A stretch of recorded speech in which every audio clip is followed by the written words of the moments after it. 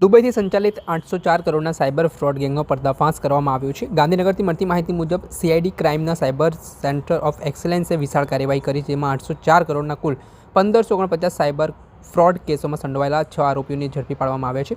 આરોપીઓ ભારતના જુદા જુદા રાજ્યોના નાગરિકોને લાલચ આપી તેમના નામે બેંક ખાતા ખોલાવતા, તેમની કિટ અને સિમ કાર્ડ મેળવી દુબઈ મોકલતા, ત્યાંના આંતરરાષ્ટ્રીય ગેંગમાં ઇન્ટરનેટ દ્વારા સમગ્ર દેશમાં સાયબર ઠગાઈ કરતા. પોલીસ તપાસમાં ખુલ્યું કે પકડાયેલા આરોપીઓ પૈકી સાજેબ ખેરાણી, સોહેલ વઢવાણિયા અને અમીન ભાયાણી ઘાંસિયાના ધંધાની આડમાં 200 જેટલા ટ્રકમાંથી 20 કરોડથી વધુના ફ્રોડના નાણાં સગવડ કરતા હતા. કમલેશ અને સાગર સેન નામના બે આરોપીઓ 270 જેટલા બેંક ખાતા અને 300થી વધુ સિમ કાર્ડ મુખ્ય સૂત્રધાર આમિર હાલાણી સુધી પહોંચાડ્યા હતા.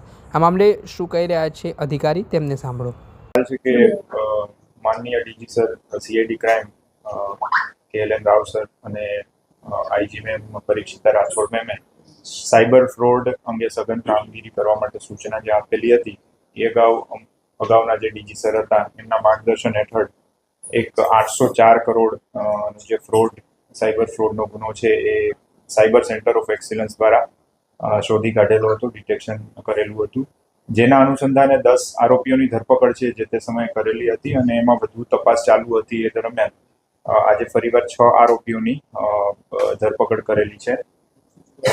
આજે 804 કરોડનું જે ફ્રોડ હતું એમાં ટોટલ 1549 એટલે કે એટલી કમ્પ્લેન નોંધાયેલી હતી. એમાં જે 6 આરોપીઓ છે તેમાંથી સાજેબ ફિરોજભાઈ ખેરાણી, સોહિલ સદરુદ્દીન વઢવાણિયા અને અમીનભાઈ અકબરભાઈ ભાયાણી, આ જે ત્રણેય આરોપીઓ છે એનો ભંગારનો ધંધો હતો અને જે પણ સાયબર ફ્રોડ ના નાણાં આવતા એ નાના વેપારીઓ પાસેથી ભંગાર ખરીદી અને આ નાણાં જે હતા એ આ વેપારીઓને એ પૂરા પાડતા હતા અને આ રીતે એક જે સાયબર ફ્રોડના જે નાણાં ગેરકાયદેસર હતા એને જે ભારતીય અર્થવ્યવસ્થા છે એમાં સામેલ કરવાનું કામ જે છે આ ત્રણે દ્વારા કરવામાં આવતું હતું. લગભગ 200થી વધુ એમણે પ્રાથમિક જે તપાસ છે એમાં સામે આવ્યું છે કે 200થી વધુ ભંગારના ટ્રકો છે આવી રીતે એમણે ખરીદી અને આ નાણાં છે પહોંચાડેલા છે.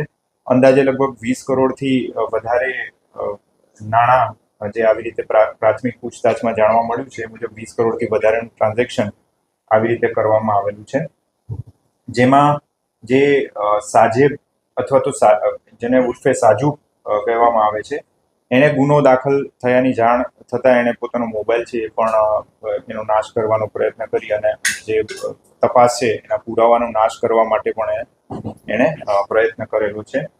અન્ય જે 3 આરોપીઓ છે કમલેશ અશોક સેન, સાગર અશોક સેન અને રાહુલ કુમાર રાજેશ કુમાર અગ્રવાલ, જેમાંથી કમલેશ અને સાગર છે એમણે બંનેએ ભેગા મળી અને 300 સિમ અને 270થી વધુ બેંક ખાતાઓ છે આ ગુનાના કામ જે આખું મોટું 804 કરોડનું ફ્રોડ છે એમાં આપેલા છે. અને રાહુલ છે એ આ ફ્રોડના પૈસા છે એ અલગ અલગ જગ્યાએ ટ્રાન્સફર કરાવી એનું કેસ કાઢી અને જે આંગળીયા પેઢીઓ મારફતે છે એ અલગ અલગ જગ્યાએ ટ્રાન્સફર કરવાના રોલમાં એનો એ સામેલ હતો અને એવી રીતે એ પેમેન્ટ જે પ્રોસેસર કહેવાય એવી રીતે એ આરોપીની ભૂમિકા રહેલી છે. તો આવી રીતે આ 6 જે અગાઉ ગુનો નોંધાયેલો હતો એમાં વધુ 6 આરોપીઓની તપાસના અંતે આજે ધરપકડ કરવામાં આવી છે. તપાસ હજી ચાલુ છે. સર, આ ક્યાંથી આરોપીઓ ઝડપાયા છે અને આ જે છેતરપિંડીના જે નાણાં અહીંયા ગુજરાત માટે ભારતમાં ખર્ચ કર્યા છે એને રિકવરી થશે કે શું થશે? સુરત માંથી આ પકડાયેલા છે અને જે આગળની હજી તપાસ છે એ નાણાં પરત કરવાની એ બધી પ્રક્રિયા પણ ચાલુ છે.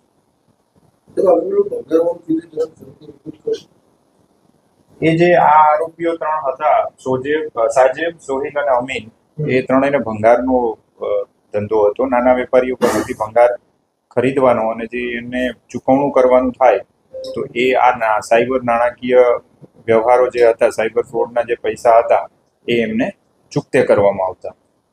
આ કેસમાં કોઈ બેંક મેનેજરને લાયેલા છે ખરા ના, એમાં કોઈ બેંકોનો રોલ આવતો હોય ત્યાં એ હજી તપાસ ચાલુ છે. એ દિશામાં પણ તપાસ કરીએ છીએ કારણ કે વધારે ખાતાઓમાં સંડોવાયેલા છે એ દિશામાં તપાસ ચાલુ છે. આપણે સાંભળ્યા હતા અધિકારી તમને કહ્યું કે આ કાર્યવાહી દરમિયાન પોલીસે 6 મોબાઈલ ફોન કબજે કર્યા છે. Gang digital arrest, investment fraud, UPI fraud, loan fraud, deposit fraud અને પાર્ટ ટાઈમ જોબ સ્કેમ જેવા જુદા જુદા માધ્યમથી નાગરિકોને ઠગતા હતા. ત્યારે આ મામલે લોકોને પણ સાવચેત રહેવા માટે અપીલ કરી છે. દર્શક મિત્રો, આવા જ વિડીયો જોવા માટે એન કવરેજ ન્યૂઝ જોતા રહો.